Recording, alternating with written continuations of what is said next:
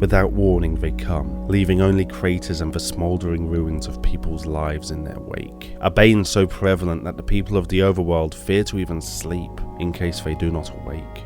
The truth is, it would matter not if they did, for the creeping silhouettes in the deep darkness could approach so silently that no one would know until it was too late. Terrors such as these were never meant to be though. An abomination of such destruction could never be natural. They were an accident, the result of the natural world assimilating something it did not understand, something from beyond the fabric of this reality. Gods had begun. Humanity had all players deep and challenging, different is less likely to get me horribly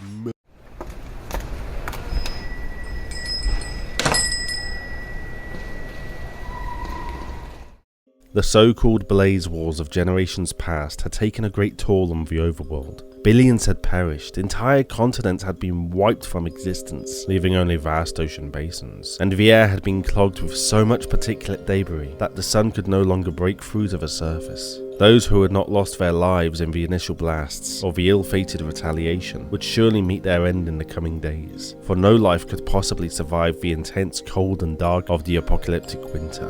Even so, against all the odds, pockets of survivors had huddled away below ground, waiting out the long night, praying for a better dawn. In time, that new day would come, and the people of the overworld would emerge, tempered by their experiences, to rebuild some semblance of civilization.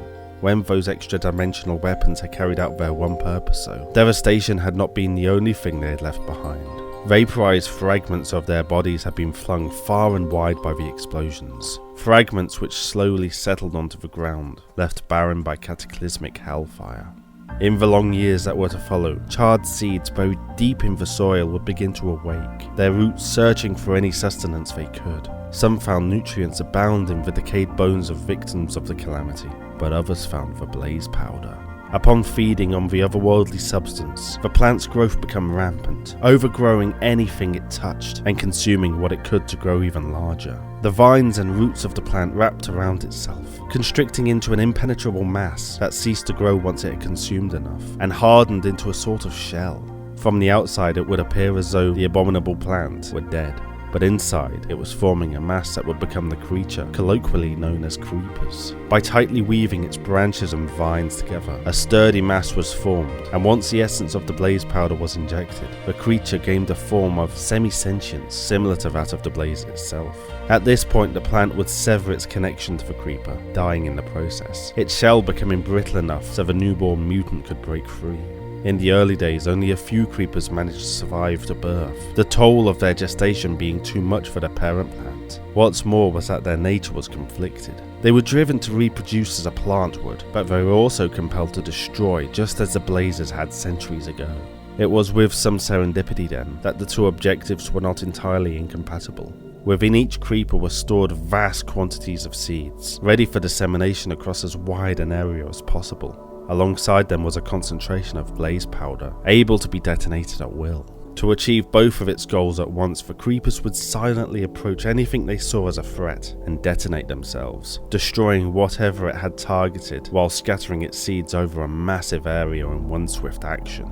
The single creeper would of course be killed, but its sacrifice would lead to potentially hundreds more creepers being created, with each of these eventually resulting in hundreds more, and with that an exponential growth in their population that may threaten to overrun the overworld if left unchecked. But then, would the explosion in creeper numbers inevitably lead to yet another apocalyptic scenario? The first creepers were created by the dissemination of a finite amount of blaze powder across the land, and it's logical to think that the few early creepers were capable of producing huge explosions, not quite on the scale of the blazes, but still enormous. As they spread their seeds, however, that fixed amount of blaze powder would be split between more and more of the creatures. There would be far more creepers, yes, but with each new generation their potential for destruction would be ever reduced until the time of Steve, where they would only be capable of destroying a radius of a few meters.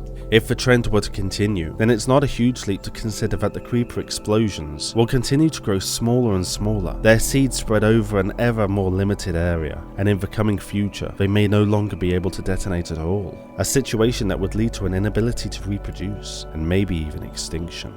There are of course instances where creepers are exposed to a high energy discharge, which apparently enhances their explosive potential, and if this were to be a common occurrence, then it may act as a reprieve for the species, a way to continue disseminating their influence far and wide. More likely these events act as a stopgap at best, and are unable to prevent the creeper's downward march into oblivion.